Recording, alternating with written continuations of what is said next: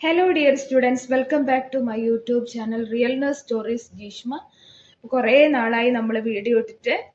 അപ്പം PNC MAC apply ചെയ്ത കുട്ടികൾക്ക് വേണ്ടിയിട്ടുള്ളതാണ് ഇന്നത്തെ video. Already PNC MAC apply ചെയ്തു. ഇനി സ്റ്റാറ്റസ് എന്താണെന്ന്, പ്രൊവിഷണൽ ലിസ്റ്റ്, റാങ്ക് ലിസ്റ്റ് എപ്പം വരും എന്നൊക്കെ ഒരുപാട് കുട്ടികൾ ഡൗട്ട് ചോദിക്കുന്നുണ്ടായിരുന്നു കമന്റ് ബോക്സിൽ. അപ്പം PNC MACന്റെ provisional rank list 5th 8th വരും എന്നാണ് അറിയാൻ കഴിഞ്ഞത്. പിന്നെ അതിന് മുമ്പായിട്ട് നിങ്ങളൊരു പ്രത്യേക കാര്യം ശ്രദ്ധിക്കേണ്ടതുണ്ട്. PNC MACൽ നിങ്ങൾ അപ്ലൈ ചെയ്തിട്ട് നിങ്ങളുടെ അപ്ലിക്കേഷൻ റിസീവ് ചെയ്തോ അതോ റിജക്ഷൻ ലിസ്റ്റിൽ ഇട്ടോ എന്നുള്ളത് പ്രത്യേകം അറിയണം. PNC MACന്റെ പോർട്ടലിൽ ലോഗിൻ ചെയ്താൽ ഇപ്പോൾ ഒരു rejection rank list rejection list അവർ ഇട്ടിട്ടുണ്ട്. അതായത് ആരൊക്കെയാണോ അപ്ലൈ ചെയ്തത്, അപ്ലിക്കേഷൻ റിസീവ് ചെയ്യാതെ റിജക്റ്റ് ചെയ്തവരുടെ ലിസ്റ്റാണുള്ളത്.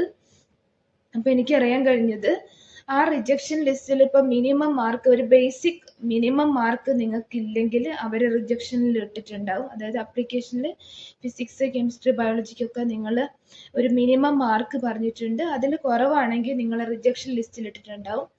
പിന്നെ ടോട്ടൽ ചെയ്തതിൽ, സ്കോർ ടോട്ടൽ ചെയ്തതിൽ, നിങ്ങളുടെ മാർക്ക് ടോട്ടൽ ചെയ്തതിൽ എന്തെങ്കിലും മിസ്റ്റേക്ക് ഉള്ള കുട്ടികളെ, പിന്നെ അങ്ങനെ എന്തെങ്കിലും നിങ്ങളുടെ കയ്യിൽ നിന്ന് മിസ്റ്റേക്ക് ടോട്ടൽ ചെയ്യാൻ വിട്ടുപോയവരുണ്ട് എന്നൊരു കമന്റ് കണ്ടു.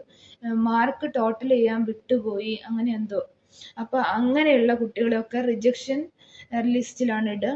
അപ്പൊ നിങ്ങൾക്ക് PNC MACന്റെ പോർട്ടൽ വഴി കയറി നോക്കിയാൽ റിജക്ഷൻ ലിസ്റ്റ് കാണാം. അപ്പൊ നിങ്ങളുടെ അപ്ലിക്കേഷൻ നമ്പറും പേരും അതിന്റെ നേരെ എന്താണ് റിജക്ഷന്റെ റീസൺ എന്നുള്ളതും കാണാം.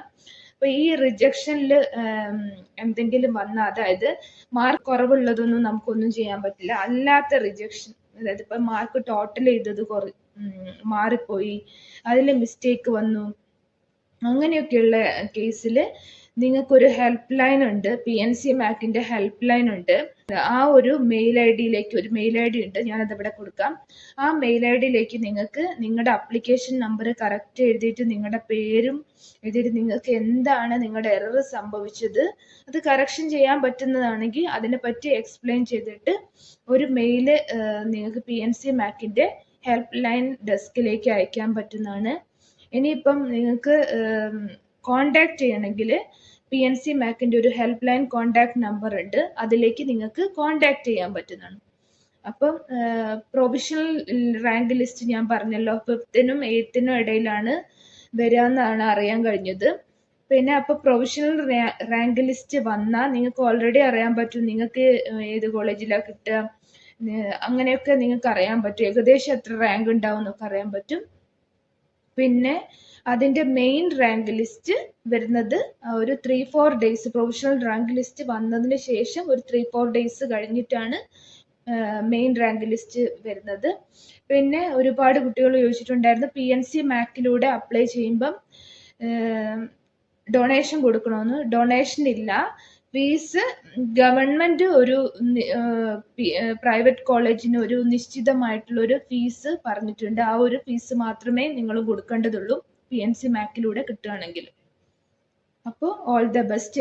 എല്ലാവരും ഇന്ന് തന്നെ റിജക്ഷൻ ലിസ്റ്റ് നോക്കി നിങ്ങളുടെ പേര് അതിലുണ്ടോ ഇല്ലയോ എന്നുള്ള ഉറപ്പ് വരുത്തുക. നിങ്ങളുടെ കറക്ഷൻ ചെയ്യാൻ പറ്റുന്നതാണ് നിങ്ങളുടെ എററെങ്കിൽ അത് പെട്ടെന്ന് തന്നെ കറക്ഷൻ ചെയ്യാൻ ട്രൈ ചെയ്യാം.